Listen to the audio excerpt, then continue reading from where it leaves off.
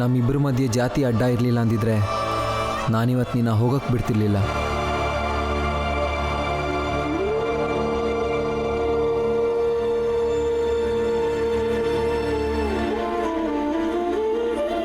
ಸತ್ತು ಹೋಗ್ತೀನಿ, ಆದ್ರೆ ನಿಮ್ಮನೆ ಒಳಗಡೆ ಒಂದು ಹೆಜ್ಜೆನೂ ಇಡಲ್ಲ ನಾನು.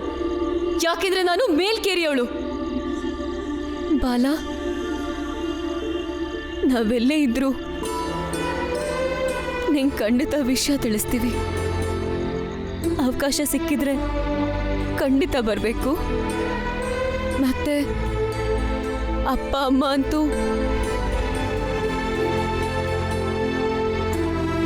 ನಾನು ನಿನ್ನ ಸದಾ ಸ್ವಾಗತಿಸ್ತೀನಿ.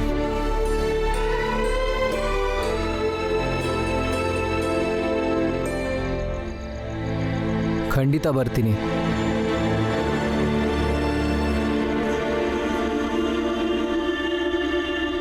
ನೀವಿಲ್ಲಿಂದ ಬೇಗ ಹೊರಟ್ರೆ ಒಳ್ಳೇದು.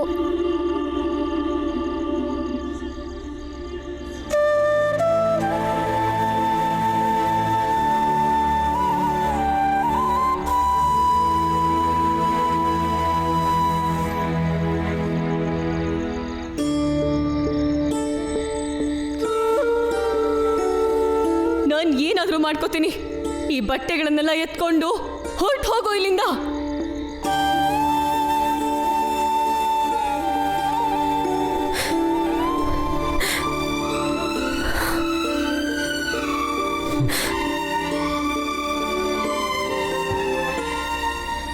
ಹುಷಾರಾಗಿ ಹೋಗಿ ಬನ್ನಿ. ನೀನು ಜೋಪಾನ ಹೋಗ್ಬಾ.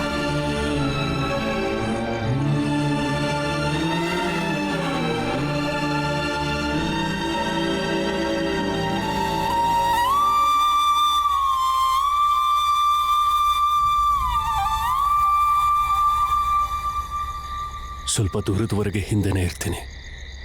ಬೇಗ ಬಂದ್ಬಿಡಿ. ರಾಮ್ಜಿ, ರಾತ್ರಿ ಆಗಿದೆ, ಸ್ವಲ್ಪ ಹುಷಾರು. ಸರಿ.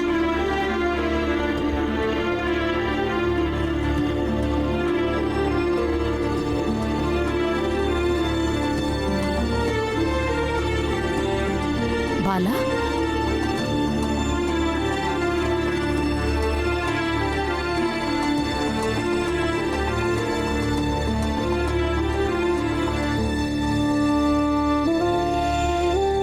ಬಾಲ, ಜೀವನದಲ್ಲಿ ನಾವು ಇಷ್ಟಪಟ್ಟಿದ್ದೆಲ್ಲ ನಮಗೆ ಸಿಗೋದಿಲ್ಲ.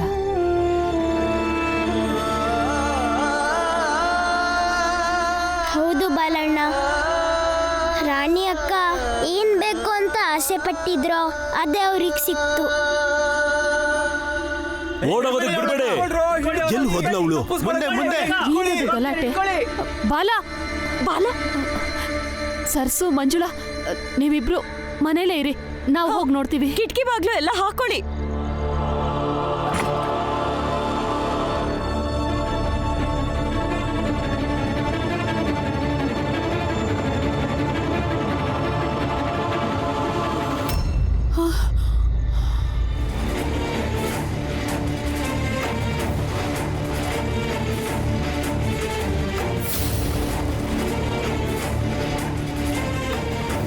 ಅಮ್ಮ, ನಮ್ಗೆ ಹೋಗಕ್ ಬಿಡಿ.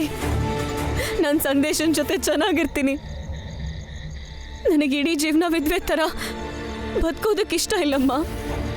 ನಾವಿಬ್ರು ಇಲ್ಲಿಂದ ತುಂಬ ದೂರ ಹೊರಟು ಹೋಗ್ತೀವಿ. ಯಾರಿಗೂ ಗೊತ್ತಿಲ್ಲದಿರೋ ಥರ ಬದುಕೋತೀವಿ. ಆದರೆ ಇಲ್ಲಿ ಈ ಸಮಾಜದಲ್ಲಿ ನಾವಿರೋದಕ್ಕೆ ಇಷ್ಟಪಡಲ್ಲ. ಮತ್ತೆ ಖಂಡಿತ ವಾಪಸ್ ಬರಲ್ಲ. ದಯವಿಟ್ಟು ದಾರಿ ಬಿಡಮ್ಮ. ನಾನು ನಿಮಗೆ ಮಾತು ಕೊಡ್ತೀನಿ, ನೀವು ಎಷ್ಟು ಚೆನ್ನಾಗಿ ನೋಡ್ಕೊಂಡ್ರು ಅದಕ್ಕಿಂತ ಜಾಸ್ತಿನೇ ಚೆನ್ನಾಗಿ ನೋಡ್ಕೊಳ್ಳೋಕೆ ಪ್ರಯತ್ನ ಪಡ್ತೀನಿ. ಇನ್ಯಾವತ್ತೂ ನೋವು ಕೊಡಲ್ಲ ಇವಳಿಗೆ. ಹೋಗಕ್ ಬಿಡಿ ನಮ್ಮನ್ನ, ನಂಬಿಕೆ ಇಡಿ ನಮ್ಮ ಮೇಲೆ. ಅವ್ರಿಗೆ ಹೋಗಕ್ ದಾರಿ ಮಾಡ್ಕೊಡಿ. ಒಂದ್ಸಲ ತಾಯಿ ಸ್ಥಾನದಲ್ಲಿ ನಿಂತು ಯೋಚನೆ ಮಾಡಿ ಸಮಾಜದಿಂದ ದೂರ ನಿಂತು ಮಗಳಾಗಿ ನೋಡಿ ಇವಳನ್ನ. ಬಹುಶಃ ನಿಮ್ ನಿರ್ಧಾರ ಬದಲಾಗ್ಬೋದಲ್ವಾ? ಮುಂದೆ ನೋಡು. ಎಲ್ಲೋ ಹೋಗಿರ್ತಾಳೆ, ಇಲ್ಲೆಲ್ಲೋ ಇರ್ತಾಳೆ ಹುಡುಕೆ. ಆ ಕಡೆ ಎಲ್ಲಾದ್ರೂ ಹೋಗಕ್ ಬಿಡಿ ನಮ್ಮನ್ನ. ಕೈ ಮುಗಿದು ಕೇಳ್ಕೊತೀನಿ, ನಿಮ್ ಮಗಳನ್ನ ಚೆನ್ನಾಗಿ ನೋಡ್ಕೋತೀನಿ. ಹೋಗಕ್ ಬಿಡಿ ನಮ್ಮನ್ನ. ನೀವಿಬ್ರು ಮೊದಲು ಇಲ್ಲಿಂದ ಹೊರಡಿ, ಇಲ್ಲಾಂದ್ರೆ ಇವ್ರು ನಿಮ್ಮನ್ನ ಸಾಯಿಸೋಕೋ ಹೆಸಲ್ಲ. ಯಾಕೆ ಅರ್ಥ ಮಾಡ್ಕೋತಾ ಇಲ್ಲ? ಇಲ್ಲಾಂದ್ರೆ ಇವ್ರು ನಿಮ್ಮನ್ನ ಸಾಯಿಸ್ತಾರೆ. ಇಲ್ಲ, ಅಮ್ಮ ಒಪ್ಪಿಗೆ ಕೊಟ್ಟು ನಮ್ಮನ್ನ ಕಳಿಸೋ ತನಕ ನಾವಿಲ್ಲಿಂದ ಹೊರಡಲ್ಲ.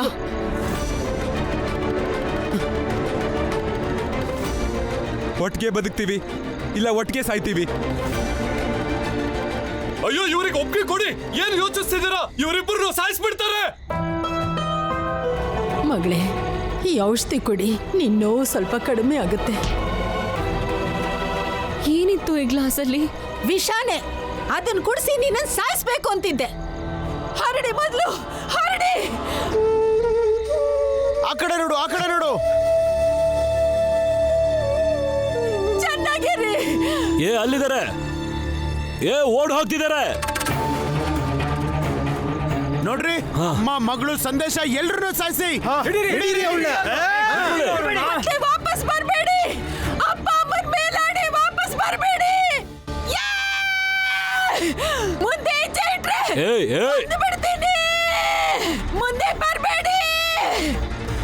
ನನ್ ಗಂಡನ್ ಸಾಯಿಸ್ಬಿಟ್ರಲ್ಲೋ, ಅನ್ಯಾಯವಾಗಿ ಸಾಯಿಸ್ಬಿಡ್ತೀನಿ, ಸಾಯಿಸ್ಬಿಡ್ತೀನಿ. ನನ್ನನ್ನು ಸಾಯಿಸೋದಲ್ದೆ ನನ್ ಮಗಳನ್ನ ಸಾಯಿಸ್ಬೇಕು ಅಂತಿದ್ದೀರಾ? ನಾನು ಯಾರನ್ನ ಬಿಡಲ್ಲ. ನೀನ್ ಏನ್ ಅನ್ಕೊಂಡಿದ್ಯಾ? ಒಂದ್ ಕಲ್ಲಿಂದ ನಮ್ಮನ್ನೆಲ್ಲ ತಡಿಬಹುದು ಅಂತನ? ಎಲ್ರು ನಿಂತ್ಕೊಂಡು ಮುಖ ಏನ್ ನೋಡ್ತಿದ್ದೀರಾ? ಕೊಂದ್ ಹಾಕಿ ಅವಳನ್ನ.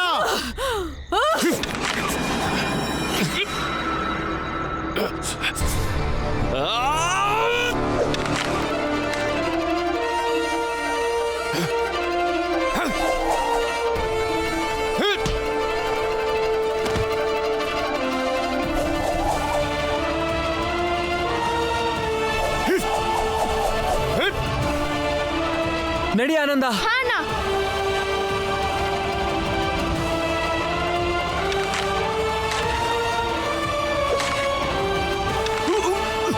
ಮೋಹನ, ಅವ್ರನ್ನ ತಪ್ಪಿಸ್ಕೊಳ್ಳೋದಕ್ಕೆ ಬಿಡ್ಬೇಡ, ಹಿಡ್ಕೋ. ಹೋಗು.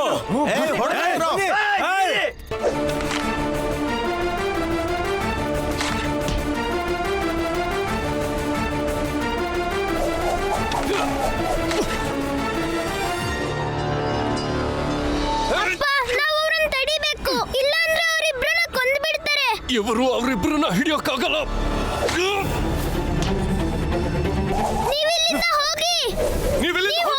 ಯಾಕೆ ಅರ್ಥ ಆಗ್ತಾ ಇಲ್ಲ? ನೀವು ಅವರನ್ನ ಕೊಂದ್ರೆ ನಿಮಗೆ ಏನ್ ಸಿಗುತ್ತೆ? ಆನಂದಣ್ಣ, ಆನಂದ, ಆನಂದ, ಬಲ, ಬಾಲ, ಬಲ, ಬಾಲಣ್ಣ, ನೋವಾಗ್ತಿದೆ. ಏನೂ ಆಗಿಲ್ಲ ತಾನೆ? ಏನೂ ಆಗಿಲ್ಲ ತಾನೆ? ಭೀಮಾಬಾಯಿ, ಅವನಿಗೇನಾಗಿಲ್ಲ ತಾನೆ? ಆನಂದ ಏನೂ ಆಗಿಲ್ಲ ತಾನೆ? ಅವ್ರನ್ನ ಹೇಗಾದ್ರೂ ಮಾಡಿ ಸಾಯಕ್ ಬಿಡಲ್ಲ. ಇವ್ರನ್ನ ನಿಲ್ಲಿಸ್ಲೇಬೇಕು. ಅಯ್ಯೋ ರೀ ಬಾಲ, ಆನಂದ, ಆನಂದ, ಆನಂದ, ನನ್ನ ಮಾತು ಕೇಳು. ನಾವಿಲ್ಲಿಂದ ತುಂಬಾ ದೂರ ಹೋಗ್ಬಿಡೋಣ. ಅಲ್ಲಿ ಯಾರು ಶತ್ರುಗಳಿರೋದಿಲ್ಲ ನಮ್ಗೆ. ಇನ್ಯಾವತ್ತೂ ಈ ಕಡೆ ತಲೆ ಕೂಡ ಹಾಕೋದ್ ಬೇಡ. ಹೊಸ ಜೀವನ ಶುರು ಮಾಡೋಣ.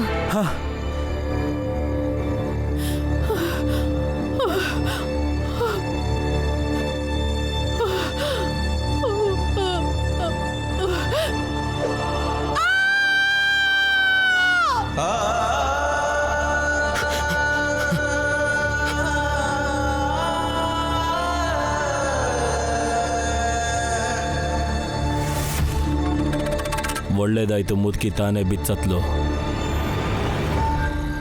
ಇಲ್ಲ ಅಂದ್ರೆ ನಾವಂತೂ ಇವಳನ್ನು ಬಿಡ್ತಿರಲಿಲ್ಲ.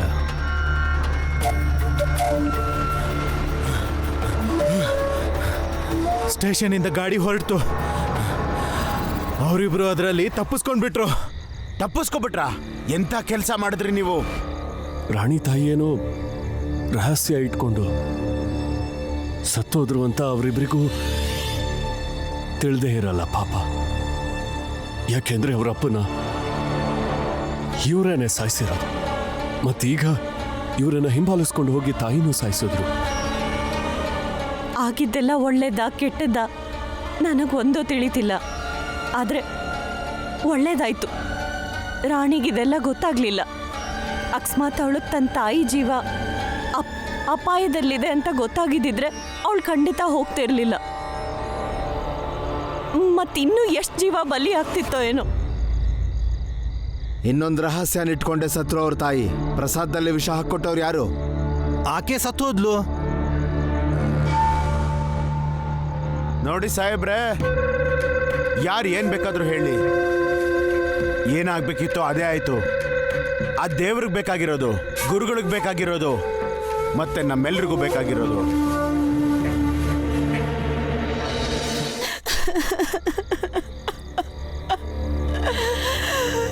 ಸಾಹೇಬ್ರೆ, ಇವರೆಲ್ಲ ಸೇರ್ಕೊಂಡು ನನ್ನ ಗಂಡನ್ನ ಸಾಯಿಸ್ಬಿಟ್ರು.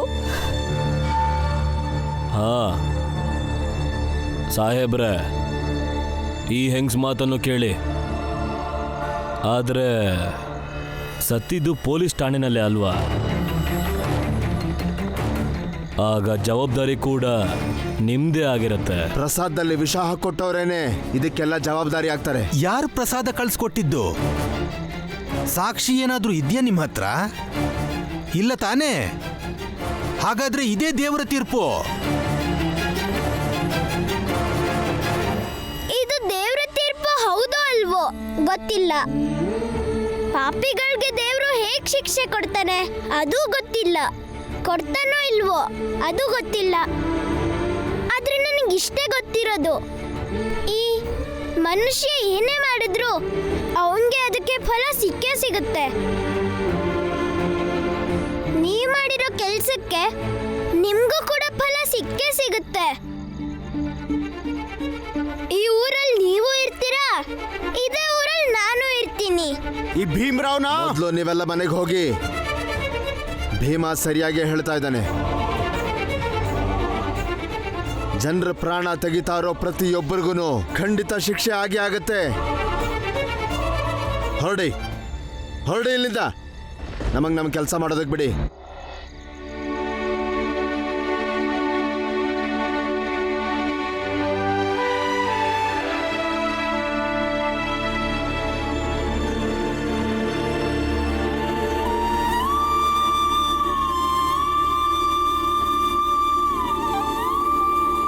ಅಪ್ಪ,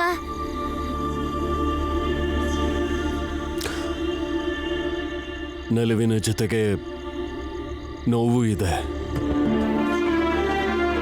ಎಲ್ರೂ ಬಾಳಲ್ಲಿ ಇವೆರಡೂ ಇದ್ರೆ ತುಂಬಾ ಚೆನ್ನಾಗಿರುತ್ತೆ. ಅಪ್ಪ ನಿಮ್ ಹತ್ರ ಏನೋ ಕೇಳ್ಬೇಕು. ಹೇಳು. ಅಪ್ಪ, ಇವ್ರವ್ರನ್ನ ಹಿಡಿಯಲ್ಲ ಅಂತ ನೀವ್ ಯಾವ ನಂಬಿಕೆಯಿಂದ ಹೇಳಿದ್ರಿ? ಯಾಕೆಂದ್ರೆ ಭೀಮಾ, ಅವರಿಬ್ರು ಇವತ್ತು ಓಡ್ ಹೋಗ್ತಿದ್ದಿಲ್ಲ.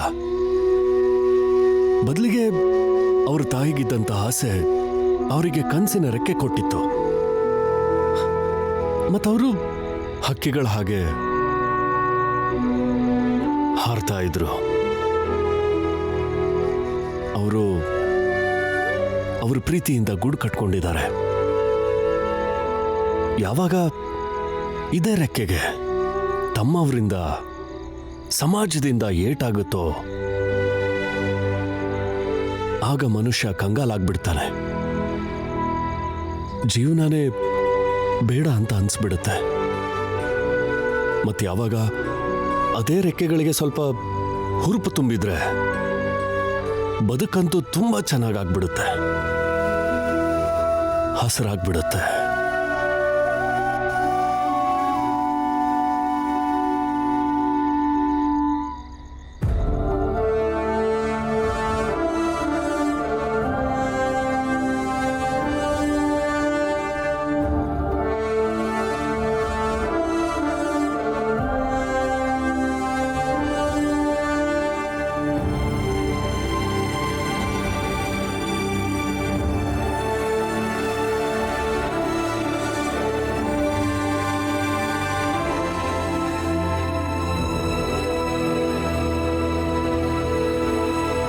ಭೀಮಾ, ಏನ್ ಮಾಡ್ತಿದ್ಯಾ? ರೆಕ್ಕೆಗಳಿಗೆ ಹುರುಪು ತುಂಬಬೇಕು ಅಂತ ಬರೀತಿದ್ದೀನಿ. ಅದನ್ನ ಯಾಕೆ ಬರೀತಿದೀಯಾ? ನನ್ ಬದುಕಲ್ಲಿ ಮುಂದೆ ಯಾರೇ ಸಿಗ್ಲಿ ಅವ್ರ ತೊಂದ್ರೆ ಪರಿಹಾರ ಎರಡು ನನಗೆ ಯಾವಾಗ್ಲೂ ನೆನಪಿರ್ಲಿ ಅಂತ. ನನ್ಗೆ ಈ ತೊಂದರೆಗಳು ಮತ್ತೆ ಪರಿಹಾರನ ಬರ್ದಿಡೋ ಅವಕಾಶ ಸಿಕ್ಕಿದ್ರೆ ಸುಲಭ ಆಗುತ್ತೆ. ಎಲ್ರೂ ಅದನ್ನ ಓದಿ ಸಂತೋಷ ಪಡ್ಲಿ, ತೊಂದರೆಗಳನ್ನ ಎದುರಿಸೋ ಹುರುಪು ಪಡ್ಕೊಳ್ಳಿ. ಅಪ್ಪ, ನಾನು ದೊಡ್ಡವನಾದ್ಮೇಲೆ ಇಂಥ ಪುಸ್ತಕಗಳನ್ನ ಬರೀತೀನಿ. ರಾಷ್ಟ್ರ ಸಂವಿಧಾನಕ್ಕೆ ನೀನೆ ಶಿಲ್ಪಿಯು, ನೀನೆ ಶಿಲ್ಪಿಯು, ದಾರಿದೀಪವು ನೀನೆ ಕಲಿಸಿಕೊಟ್ಟೆ ಸಮಾನತೆಯನು, ಸಮಾನತೆಯನು, ಏಕತೆಯನು. ರಾಷ್ಟ್ರ ಸಂವಿಧಾನಕ್ಕೆ ನೀನೆ ಶಿಲ್ಪಿಯು, ನೀನೆ ಕಲಿಸಿಕೊಟ್ಟೆ ಸಮಾನತೆಯನು. ನಿನ್ನ ಲೇಖನಿಯ ಬರಹ ದೇಶ ಗರ್ಜನೆ, ಒಂದು ಮಾತು ಕೂಡ ಭೀಮ ಗರ್ಜನೆ. ನಾಯಕ ನೀನು ಭೀಮರ, ಮಹಾನಾಯಕ ನೀನು ಭೀಮರ, ನಾಯಕ ನೀನು ಭೀಮರ, ಮಹಾನಾಯಕ ನೀನು ಭೀಮರ. ನೊಂದ ಜನರಿಗೆ ನೀನು ಬರೋ ಜಗ ಹೇಳಿದೆ ಜೈ ಭೀಮರ. ಎಲ್ಲಿ ತೋರಿಸು.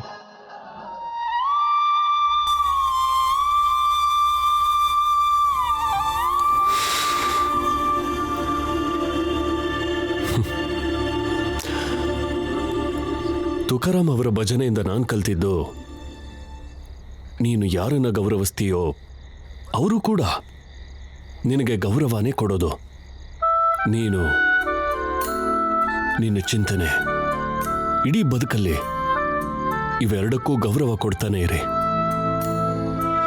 ಒಬ್ಬ ತಂದೆ ಮತ್ತೆ ಸಮಾಜದಲ್ಲಿ ನೋವು ವ್ಯಕ್ತಿ ಎರಡೂ ಆಗಿರೋದ್ರಿಂದ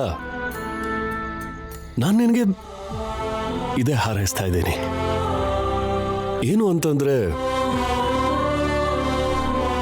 ನೀನೊಂದು ಎಂಥ ಪುಸ್ತಕ ಬರಿಬೇಕು ಅಂದ್ರೆ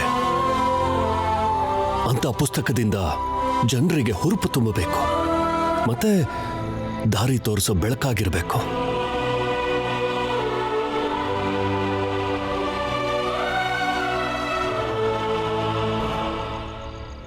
ಗುರುಗಳೇ ಅವರಿಬ್ರು ಓಡ್ ಹೋದ್ರು, ಮತ್ತೆ ರಾಣಿ ಅಮ್ಮ ಗುಂಡಿಗೆ ಹಾರಿದ್ಲು. ಬಹುಶಃ ಸತ್ತು ಹೋಗಿರ್ಬೋದು. ನಮ್ಮ ಗಡಿಯನ್ನ ಮೀರಿ ಹೋದವ್ರ ಬಗ್ಗೆ ಯೋಚಿಸೋದು ಕಾಲಹರಣ ಅಲ್ವಾ?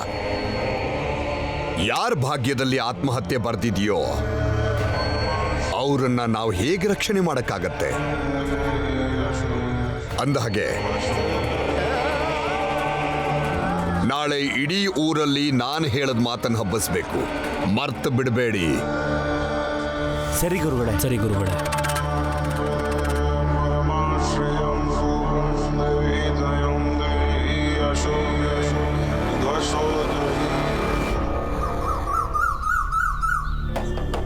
ಕೇಳ್ರಪ್ಪ, ಕೇಳಿ ಕೇಳಿ, ಊರವರೆಲ್ಲ ಗಮನ ಕೊಟ್ಟು ಕೇಳಿ. ಯಾರು ಎಲ್ಲೆಲ್ಲಿದ್ದೀರೋ ಅಲ್ಲೇ ಮಂಡಿ ಊರಿ ಕೂತ್ಕೋಬೇಕು, ದೇವರನ್ನ ಬೇಡ್ಕೋಬೇಕು. ಇದು ಗುರುಗಳು ಹೊರಡಿಸಿರೋ ಅಪ್ಪಣೆ ಆಗಿದೆ, ಗುರುಗಳ ಅಪ್ಪಣೆ ಆಗಿದೆ. ಈ ಹೊತ್ತಿಂದ ಮುಂದಿನ ಜಾವದವರೆಗೂ ಎಲ್ಲರೂ ಪ್ರಾರ್ಥನೆ ಪೂಜೆ ಮಾಡಬೇಕು. ಇದರಿಂದ ನಾವು ಮಾಡಿರೋ ಪಾಪಕ್ಕಾಗಿ ಆ ದೇವರ ಹತ್ರ ಕ್ಷಮೆ ಕೇಳಬೇಕು, ಮತ್ತೆ ಪ್ರಾಯಶ್ಚಿತ್ತ ಮಾಡ್ಕೋಬೇಕು. ಕೇಳಿ ಕೇಳಿ ಕೇಳಿ, ಊರವರೆಲ್ಲ ಗಮನ ಕೊಟ್ಟು ಕೇಳಿ. ಯಾರ್ಯಾರು ಎಲ್ಲೆಲ್ಲಿದ್ದೀರೋ ಅಲ್ಲೇ ಮಂಡಿ ಊರಿ ಕೂತ್ಕೋಬೇಕು, ದೇವರನ್ನ ಬೇಡ್ಕೋಬೇಕು. ಇದು ಗುರುಗಳು ಹೊರಡಿಸಿದ ಅಪ್ಪಣೆ ಆಗಿದೆ. ಕೇಳಿ ಕೇಳಿ. ನೀವೆಲ್ಲ ಇನ್ನೂ ಆ ಗುರುಗಳನ್ನ ನಂಬ್ತೀರಾ? ಪ್ರಸಾದಕ್ಕೆ ವಿಷ ಕಲ್ಸಿ ನಮ್ ಕೊಟ್ನಲ್ಲ ಅಂತವನ್ನ. ಗುರುಗಳು ಪ್ರಸಾದಕ್ಕೆ ವಿಷ ಹಾಕಿದ್ದನ್ನ ನೀನ್ ನೋಡಿದ್ಯಾ? ಇಲ್ಲ ತಾನೆ? ಯಾವನೋ ಹೇಳ್ದ, ಇವ್ ನಂಬಿಟ್ಟ. ಇದು ಗಾಳಿ ಸುದ್ದಿ, ಸುಳ್ಳಿದು. ಸುಳ್ಳು ಸುದ್ದಿ ಅಲ್ಲ, ಜನರಿಂದ ನಿಜ ಮುಚ್ಚಿಡ್ತಿದ್ದೀರಾ. ನಿನಗೆ ತಲೆ ಕೆಟ್ಟು ಹೋಗಿದೆ. ನೀನ್ ಯಾರ ಮಾತು ಕೇಳ್ದೋ ಅವಳೇನೆ ವಿಧವೆಯಾದ ಅವಳ ಮಗಳನ್ನ ಯಾವನ್ ಜೊತೆನೋ ಓಡ್ ಹೋಗೋದಕ್ಕೆ ಹೇಳಿ ಪ್ರಾಣ ಬಿಟ್ಲು ಅಂತ ಅವಳ ಮಾತು ಕೇಳಿ ನಮ್ ಗುರುಗಳಂತಹ ಧರ್ಮನ ಕಾಪಾಡೋ ಪುಣ್ಯಾತ್ಮರ ಮೇಲೆ ಅನುಮಾನ ಪಡ್ತಿದ್ಯಾ? ನಿಮ್ಗೆಲ್ಲ ಯಾರು ಸರಿ ಅನ್ನಿಸ್ತಾರೋ ನೀವು ಅವರನ್ನೇ ಪೂಜೆ ಮಾಡಿ. ನಮ್ಮಿಬ್ರನ್ನ ನಮ್ ಪಾಡಿಗೆ ಬಿಡಿ. ಇವರಿನ್ನು ಈಗಷ್ಟೇ ಹುಷಾರಾಗಿದ್ದಾರೆ, ಬದುಕಿದ್ದೇ ಹೆಚ್ಚು. ನಮ್ ಕುಟುಂಬದವರಿಗೆ ಇದಕ್ಕಿಂತ ಹೆಚ್ಚು ಏನೇನು ಬೇಕಿಲ್ಲ. ಆ ಗುರುಗಳ ದೆಸೆಯಿಂದ ಅದೆಷ್ಟು ಜನ ಜೀವ ಕಳ್ಕೊಂಡಿಲ್ಲ. ಗುರುಗಳ ಬಗ್ಗೆ ಮಾತಾಡೋದಕ್ಕೆ ಎಷ್ಟು ಸೊಕ್ಕು ನಿಮ್ಗೆ? ನಿಮ್ ಬಾಯಿಗೆ ಹುಳ ಬೀಳುತ್ತೆ, ಹಾಳಾಗೋಗ್ತೀರಾ. ಬನ್ನಿ, ನೀವ್ ಕೆಲ್ಸಕ್ಕೆ ಹೋಗೋ ಹೊತ್ತಾಯ್ತು. ನಾನ್ ಶಾಲೆಗೆ ಹೋಗಿ ಬರ್ತೀನಿ. ಆದ್ರೆ ಭೀಮಾ, ಶಾಲೆ ಮುಚ್ಚಿದೆ ಅಲ್ವಾ? ಈಗ ತೆಗ್ದಿದ್ದಾರೆ ಅತ್ತೆ. ಗುರುಗಳ ಸತ್ಸಂಗ ನಾಟಕ ಮುಗೀತು. ಇವಾಗ ಹೊಸ ನಾಟಕ ಶುರುವಾಗಿದೆ. ಅದನ್ನು ಮರ್ತರು.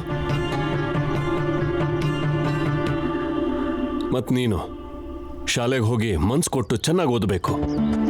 ಓದೋದೇ ನಿನ್ನ ಕೆಲಸ, ಮತ್ತೆ ಹೊಸ ಹೊಸ ನಾಟಕ ಆಡೋದು ಅವ್ರ ಕೆಲಸ. ಭೀಮಾಬಾಯಿ, ನಾನು ಕೆಲಸ ಹುಡ್ಕಕ್ಕೆ ಹೊರಟೆ. ಬೇಗ ಬರ್ತೀನಿ.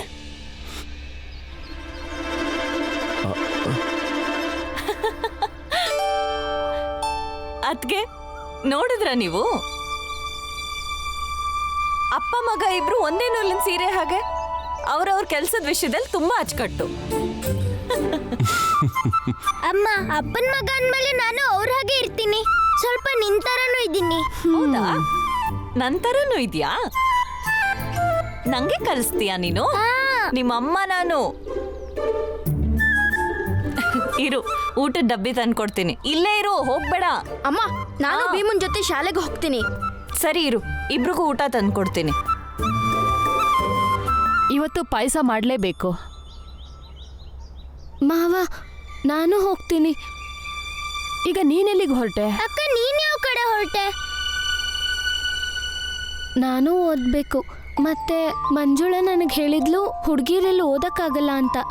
ಆದ್ರೆ ಹುಡುಗಿರು ಸಾವಿತ್ರಿಬಾಯಿ ಪುಲೆ ಬಾಲಕಿಯರ ಶಾಲೆಯಲ್ಲಿ ಓದ್ಬೋದಂತೆ. ಮತ್ತೆ ಆ ಶಾಲೆಯಲ್ಲಿ ಹುಡುಗಿರು ಉಳ್ಕೊಳಕ್ಕೂ ಏರ್ಪಾಡಿದ್ಯಂತೆ. ನೀವು ನನ್ನ ಅಲ್ಲಿ ಕಳಿಸ್ಕೊಡಿ, ನಾನು ಅಲ್ಲೇ ಹೋಗಿ ಓದ್ತೀನಿ.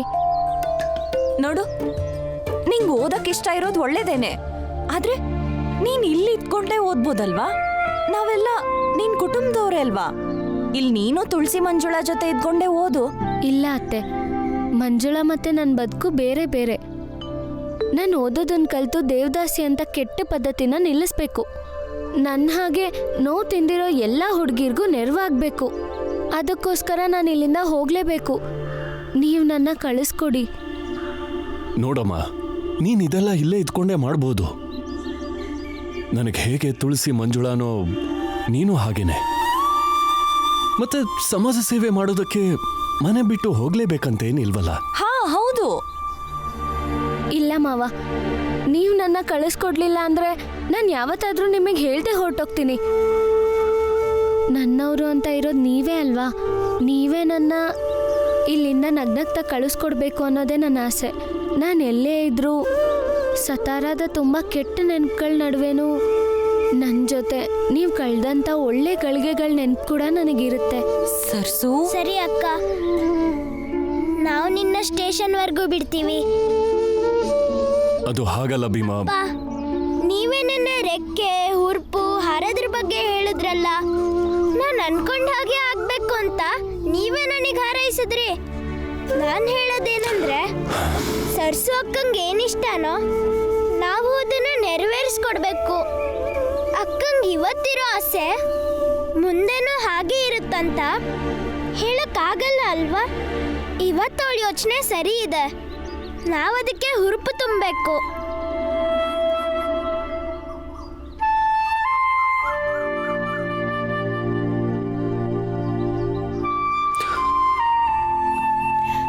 ಒಳ್ಳೇದಾಗ್ಲಿ. ಚೆನ್ನಾಗಿ ಓದು. ಚೆನ್ನಾಗಿ ಓದಿ ಮುಂದೆ ಬರಬೇಕು.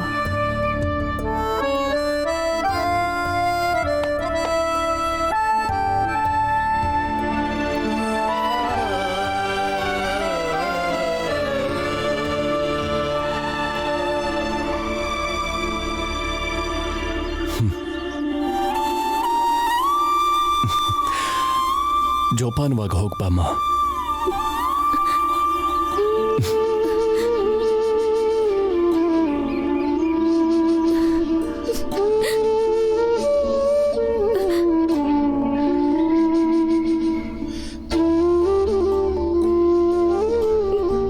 ತಗೋ ಆನಂದ, ತಗೋ. ನಡಿಯಕ್ಕ, ಹೊರಡು.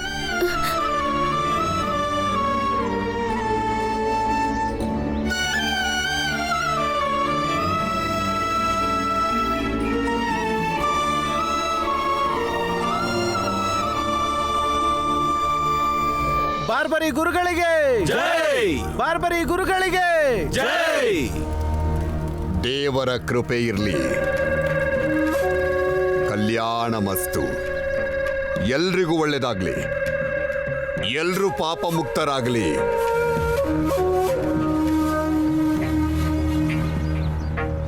ಶಾಲೆಯಲ್ಲಿ ಪ್ರವಚನದ ಕಾರ್ಯಕ್ರಮ ಪುನಃ ಶುರು ಮಾಡಬೇಕು ಅನ್ಸುತ್ತೆ.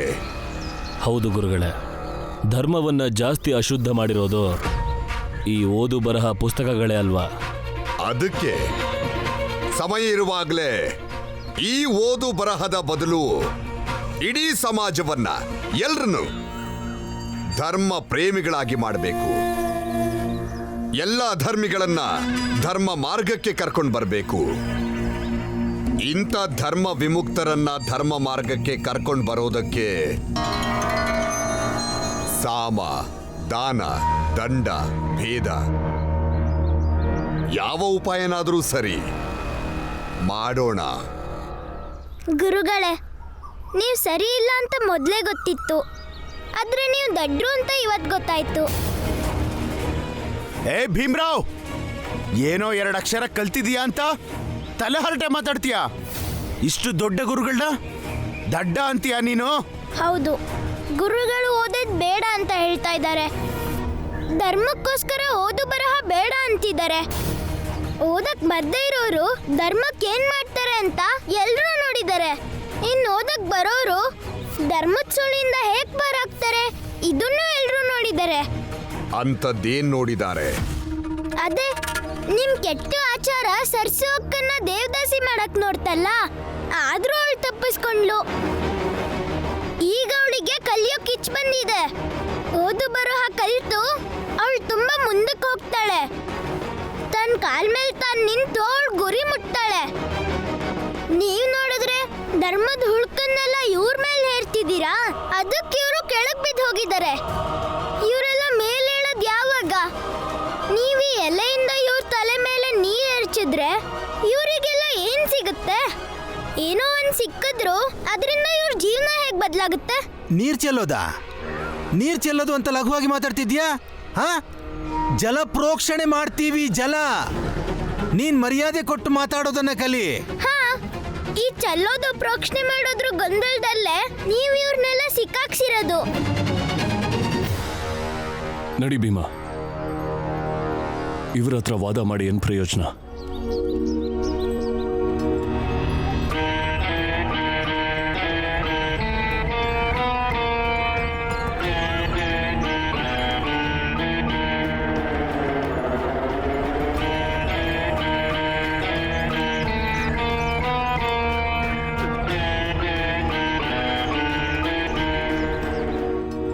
ಪ್ರಭು, ಈಗ ನೀವೇ ನ್ಯಾಯ ಹೇಳಬೇಕು. ಈ ಅಧರ್ಮ್ಯ ಪಾಪಕ್ಕೆ ಶಿಕ್ಷೆ ಕೊಡಿಸಬೇಕು. ಆಗ್ಲೇ ಉಳಿದ ಭಕ್ತರು ನಿಮ್ಮ ಮೇಲೆ ವಿಶ್ವಾಸ ಇಡೋದಕ್ಕೆ ಸಾಧ್ಯ. ಗುರುಗಳೇ, ಕಲ್ಯಾಣ ಮಸ್ತು.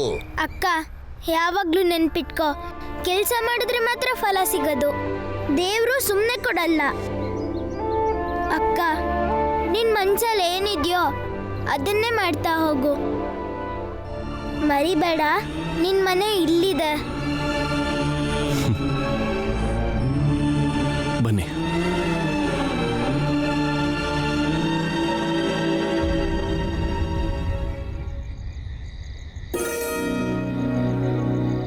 ಇದನ್ ತಗೊಳ್ಳಿ, ಬಿಸಿ ಇದೆ.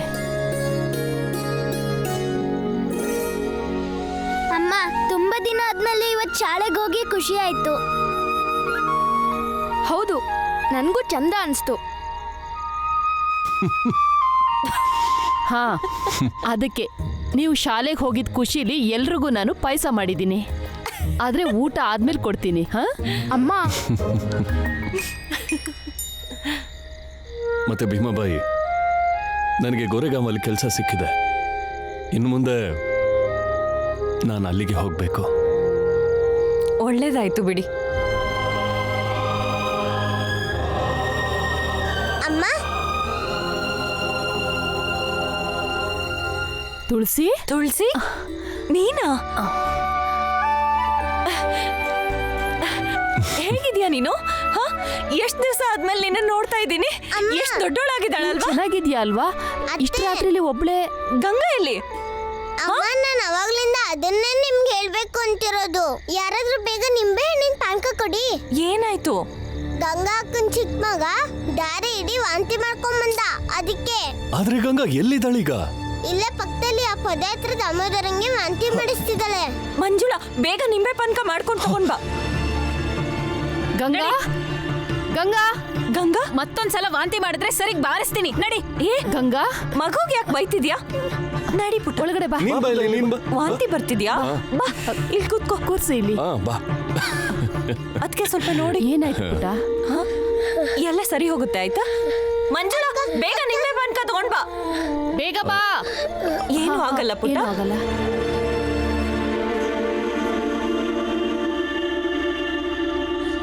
ಕುರ್ಸಿ ಅದಕ್ಕೆ. ಇದನ್ ತಗೋ, ಇದನ್ ಕುಡಿ. ಅಷ್ಟೇ ಅಷ್ಟೇ, ಏನೂ ಆಗಲ್ಲ.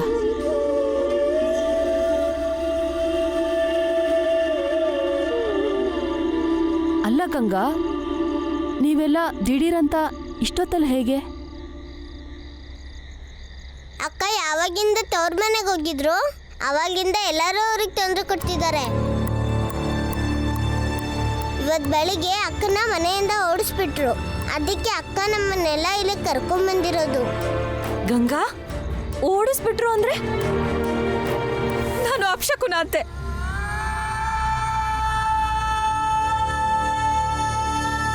ಗಂಟನ್ನು ನುಂಗ್ಕೊಂಡಂತೆ. ಗಂಡನೇ ಇಲ್ಲ ಅಂದ್ಮೇಲೆ ನಾನಲ್ಲಿದ್ದೇನ್ ಮಾಡ್ಲಿ?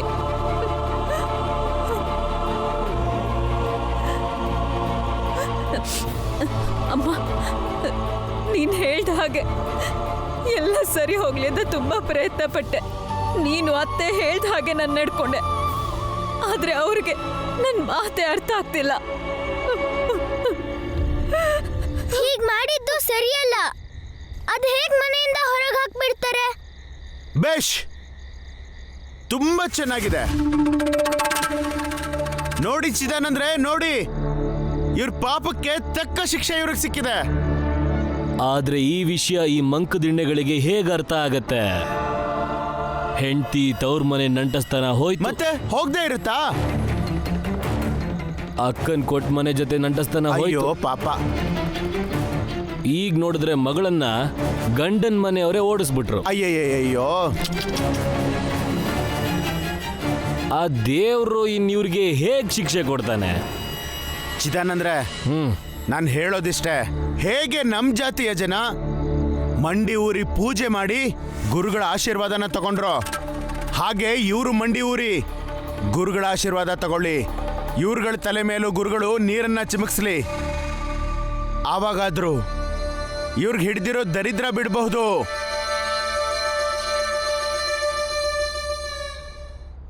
ಎಲ್ರೂ ಒಳಗ್ ನಡೀರಿ. ಬಾರಮ್ಮ, ನಡೀರಿ ನಡೀರಿ. ಎಲ್ಲ ಒಳಗ್ ನಡೀರಿ. ನಡೀರಿ. ಸತ್ಯ ಯಾವಾಗ್ಲೂ ಕಹಿ ಇರುತ್ತಂತೆ ಅಲ್ವಾ? ಮತ್ತೆ ನನಗ್ ನಿಮ್ದೇ ಯೋಚನೆ ಆಗ್ಬಿಟ್ಟಿದೆ. ದೇವ್ರ ಕೋಪಕ್ಕೆ ತುತ್ತಾಗಿ ನೀವೇ ಈ ಮನೆ ಬಿಟ್ಟು ಹೋಗ್ಬಿಟ್ರೆ ಅಂತ. ಭೀಮಾ, ಮತ್ತಿಲ್ಲಿ ಇವ್ರ ಜೊತೆ ಮಾತೆ ಯಾಕೆ? ನಡಿ ಒಳಗೆ. ಅಪ್ಪ, ಸ್ವಲ್ಪ ಇರಿ. ಚಿದಾನಂದ್ರೆ, ನಾನು, ನಮ್ಮಪ್ಪ, ನನ್ನಿಬ್ರು ಅಣ್ಣಂದ್ರು ನಿಮ್ ಗುರುಗಳೆದ್ರಿಗೆ ಮಂಡಿಯವ್ರ ಕೂತು ಅವ್ರ ಕೈಯಿಂದ ನೀರ್ ಚಿಮ್ಕಿಸ್ಕೊಳ್ತೀವಿ. ಆದ್ರೆ ಅದಕ್ಕೂ ಮುಂಚೆ ನೀವಿಬ್ರು ಒಂದ್ ಕೆಲ್ಸ ಮಾಡ್ಬೇಕು. ಯಾವ ಕೆಲ್ಸ ಮಾಡ್ಬೇಕು ಹೇಳು? ಇರಿ, ಹೇಳ್ತೀನಿ. ನಿಮ್ ಅಂಗಡಿ ತುಂಬಾ ಚಿಕ್ಕದು, ಮತ್ ನಿಮ್ ಮಕ್ಕಳು ದೊಡ್ಡವರಾಗ್ತಿದಾರಂತೆ. ನಿಮ್ ಮನೆ ಕೂಡ ಚಿಕ್ಕದಾಯ್ತು ಅಂತ ನಿಮ್ ಹೆಂಡತಿ ನಿಮ್ ಜೊತೆ ಜಗಳ ಮಾಡ್ತಾರಂತೆ. ಅದಕ್ಕೆ ಮೊದಲು ನೀವು ಹೋಗಿ ನಿಮ್ ಮೇಲೆ ಆ ನೀರನ್ನು ಚಿಮ್ಕಿಸ್ಕೊಳ್ಳಿ. ಆಮೇಲೆ ನಿಜವಾಗ್ಲೂ ನಿಮ್ ಮನೆ ಅಂಗಡಿ ದೊಡ್ಡದಾದ್ರೆ ಆ ನೀರಲ್ಲಿ ತುಂಬಾ ಶಕ್ತಿ ಇದೆ ಅಂತ ನಾನು ಒಪ್ಕೋತೀನಿ. ಚಿದಾನಂದ್ರೆ, ನಿಮ್ಗೆ ಧ್ರುವನ್ ಮೇಲೆ ಪ್ರೀತಿ ಇರೋ ವಿಷಯ ಈ ಊರಲ್ಲಿ ಎಲ್ರಿಗೂ ಗೊತ್ತಿದೆ. ನೀವದನ್ನ ಯಾರ ಮುಂದೆ ತೋರಿಸ್ಕೊಳ್ದೆ ಇರ್ಬೋದು. ಬಾಲಣ್ಣನ ಸೋಲಿಸ್ಬೇಕು ಅಂತ ನೀವ್ ಮೋಸದಿಂದ ಧ್ರುವನ್ನ ಗೆಲ್ಸಿ ಬೊಂಬೈ ಕಳ್ಸಿರ್ಬೋದು. ಆದ್ರೆ ಅವನಿಲ್ದೆ ನಿಮ್ಗೂ ನೆಮ್ಮದಿ ಇಲ್ಲ. ಅದಕ್ಕೆ ನಿಮ್ಗೂ ಒಳ್ಳೊಳ್ಗೆ ಆಸೆ ಇದೆ. ಅವನ್ ಮನೆಗೆ ವಾಪಸ್ ಬರ್ಲಿ ಅಂತ, ನಿಮ್ ಜೊತೆನೇ ಯಾವಾಗ್ಲೂ ಇರ್ಲಿ ಅಂತ. ನೀವು ಗುರುಗಳ ಹತ್ರ ಹೋಗಿ ಆ ನೀರನ್ನ ನಿಮ್ ತಲೆ ಮೇಲೆ ಚಿಮ್ಕಿಸ್ಕೊಳ್ಳಿ. ಯಾರಿಗ್ ಗೊತ್ತು, ಪವಾಡ ನಡಿಬಹುದು. ಧ್ರುವ ಅವನ್ ಸಿಟ್ಟನ್ ಬಿಟ್ಟು ನಿಮ್ ಮೇಲೆ ಪ್ರೀತಿ ತೋರಿಸ್ಬಹುದು. ಏ ಭೀಮಾ, ನಾವು ಪೆದ್ರು ಅನ್ಕೊಂಡಿದ್ಯಾ? ಇಲ್ಲ, ತುಂಬಾ ಜಾಣರು ಅನ್ಕೊಂಡಿದೀನಿ. ನಿಮ್ ಗುರುಗಳಿದಾರಲ್ಲ, ಅವ್ರ ನೀರಿಂದಾಗಿ ನಮ್ ಮನೇಲಿ ಏನೆಲ್ಲ ತಪ್ಪಾಗ್ತಿದ್ಯೋ ಅವು ಸರಿ ಹೋಗೋದಾದ್ರೆ ನಿಮ್ ಜೀವನದಲ್ಲಿ ಬರೀ ಒಂದೇ ತಪ್ಪಾಗಿರೋದಲ್ವಾ? ಅದ್ ಸರಿ ಹೋಗ್ಲೇಬೇಕಲ್ವಾ? ನೀವು ಒಂದ್ಸಲ ನೀರನ್ನ ಚಿಮ್ಕಿಸ್ಕೊಂಡ್ ಬನ್ನಿ. ಚಿದಾನಂದ್ರೆ, ನನ್ನ ಮಗ ಹೇಳಿದ ಹಾಗೇನೆ ನೀವು ಅದನ್ನ ಮಾಡಿ ನೋಡಿ. ನಿಮ್ಮ ಬದುಕಲ್ಲಿ ಏನಾದರೂ ಗುರುಗಳು ನೀರು ಚಿಮುಕ್ಸೋದ್ರಿಂದ ಪವಾಡ ನಡೆದ್ರೆ ನಿಮಗೆ ಒಳ್ಳೇದೇ. ಆದರೆ ನೀವು ಹೇಳಿದ ಹಾಗೇನೆ ನಾವು ನಡ್ಕೋತೀವಿ. ನಡಿ ಭೀಮಾ, ಹೋಗೋಣ. ಅತಿ ಬುದ್ಧಿವಂತರಿಗೆ ಅರ್ಥ ಮಾಡಿಸೋದು ಕಷ್ಟ. ಯಾಕೆಂದ್ರೆ ತೊಂದರೆಗಳು ಬಂದಾಗ ಧೈರ್ಯದಿಂದ ಎದುರಿಸಬೇಕೆ ಹೊರತು ಮಂತ್ರದ ನೀರಿಂದ ಅಲ್ಲ. ಬಾ ಒಳಗೆ.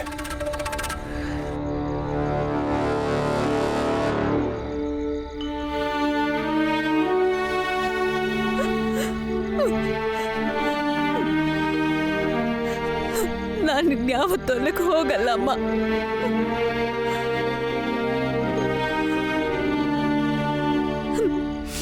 ನನ್ನ ತಾಯಿ ಮನೆಗಿಂತ ಅತ್ತೆ ಮನೆನ ತುಂಬಾ ಪ್ರೀತಿಸ್ತಿದ್ದೆ. ನಮ್ಮ ಮನೆಯವರು ಕೆಲ್ಸದ ಮೇಲೆ ಹೊರಗೆ ಹೋದಾಗ ಅತ್ತೆ ಮಾವನ ತುಂಬಾ ಚೆನ್ನಾಗಿ ನೋಡ್ಕೋತಿದ್ದೆ ಅಮ್ಮ. ಅವರು ನಂಗೆ ಯಾವಾಗ್ಲೂ ಹೇಳ್ತಿದ್ರು ನಾನು ಸೊಸೆ ಎಲ್ಲ ಮಗಳು ಅಂತ. ಆದ್ರೆ ಇವ್ರು ಹೋದ್ಮೇಲೆ ಎಲ್ಲ ಬದಲಾಯ್ತು.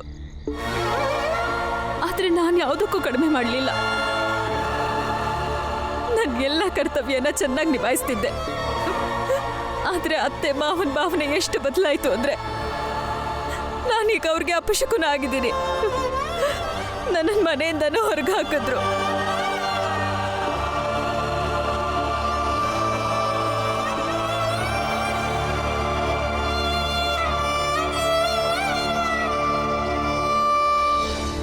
ಗುರುಗಳೇ, ಅದು ಭೀಮರಾವ್ ಕೇಳಿದ ಪ್ರಶ್ನೆಗಳಿಗೆ ನಮ್ಮ ಹತ್ರ ಯಾವುದೇ ಉತ್ತರ ಇರಲಿಲ್ಲ. ಅಂಥ ಪ್ರಶ್ನೆ ಏನ್ ಕೇಳ್ದ?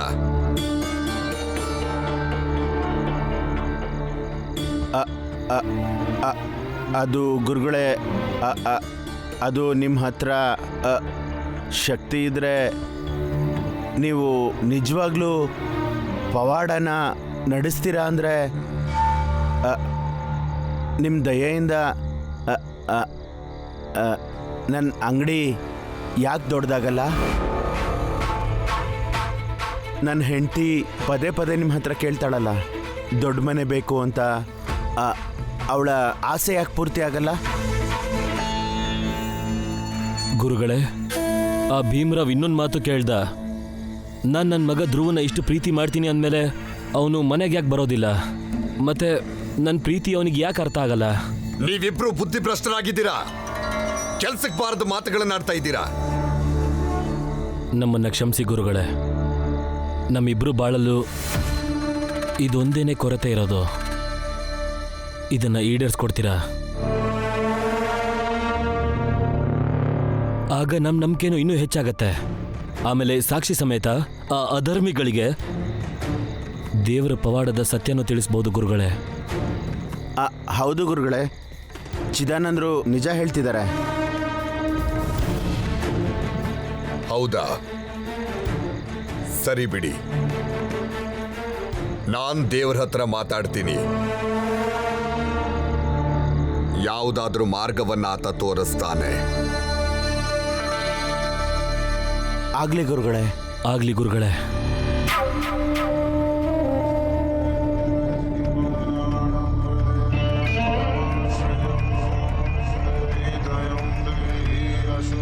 ಈಗ ಏನಾದ್ರೂ ಮಾಡಲೇಬೇಕು.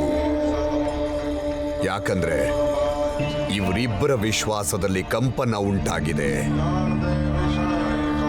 ಇವ್ರ ವಿಶ್ವಾಸ ಉಳಿಸ್ಕೊಳ್ಳೋದು ತುಂಬನೇ ಮುಖ್ಯ. ವಿಧಾನ ಯಾವುದಾದ್ರೂ ಆಗ್ಲಿ